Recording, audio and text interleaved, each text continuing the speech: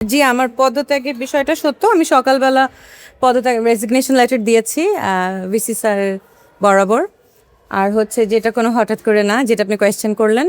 আসলে আমি আরও ১-১.৫ মাস ২ মাস আগে চিন্তা করেছিলাম যে ইট ইজ অ্যাবাউট টাইম যে আমি রিজাইন করি। কারণ ২৪-এর পরবর্তী সময় থেকে শুরু করে 26 পর্যন্ত আমার মনে হচ্ছে যে আমি একাডেমিক সাইডটাকে খুব একটা গুরুত্ব দেই নাই বা পড়ালেখা থেকে অনেকটুকু দূরে চলে আসছি। আমার লাস্ট ২ বছরে তেমন কোনো রিসার্চও আমি করার সময় পাইনি। ইচ্ছা থাকা সত্ত্বেও সময় হয়নি।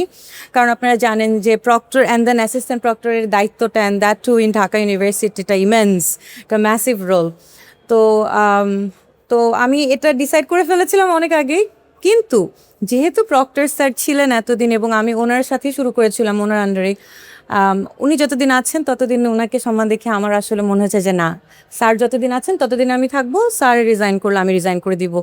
তো স্যার যেহেতু রিজাইন করেছেন আমি ভাবলাম যে হ্যাঁ, আমি এবার রিজাইন করতে পারি এবং আমি আবার back to my department, back to my academic activities and then research and contribution. ইনশাল্লাহ সামনের দিকে আমি পড়ালেখায় ফোকাস করতে চাই, এটাই আর কিছু এক্ষেত্রে কি ম্যাডাম কোনো রাজনৈতিক চাপ ছিল কিনা বা উপর না। আমার উপরে কোনো রাজনৈতিক চাপ ছিল না। আমি তো বলেছি আমি অনেক আগ থেকে চিন্তা করছিলাম যে ছেড়ে দিব। তো আমারও মনে হচ্ছিল যে আমিও কন্ট্রিবিউট আগের মতন করতে পারছি না, কারণ আমি চেষ্টা করছি একটু পড়ালেখার দিকে ঝুঁকতে, দুইটা একসাথে করা, আবার সাথে I have a small baby, তো তিনটা একসাথে করা আমার জন্য ডিফিকাল্ট হয়ে যাচ্ছিল। তো এর জন্য আমার মনে হচ্ছে যে আমি আবার আমার ডিপার্টমেন্ট এবং আমার পড়ালেখা, রিসার্চ এসবে ব্যাক করি। তাই একটু যদি জানতে চাই যে আসলে জি, পরবর্তী পরিকল্পনা কি আছে?